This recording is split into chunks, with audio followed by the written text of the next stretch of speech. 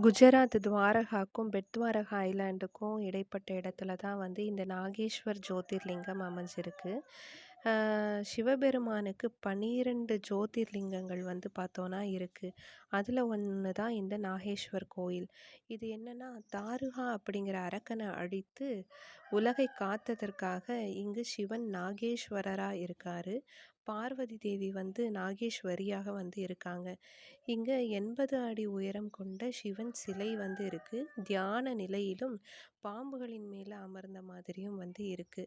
இந்த சிவன்ல வந்து சிவனோட கழுத்துல இருக்க வாசுகி அப்படிங்கிற பாம்பு தான் வந்து முக்கியமான இடம் பெற்றது. அதாவது தாரகன் அப்படிங்கிற அரக்கனை வந்து அழிக்கிறக்காக சிவனானவர் ஜோதிர்லிங்கமாக வந்து அதுக்கப்புறம் இங்க சுயம்பு லிங்கமாக வந்து இருக்காரு. இங்க லிங்கம் எப்படி இருக்கும்னா, திரிமுகி ருத்ராட்சம் வடிவத்துல வந்து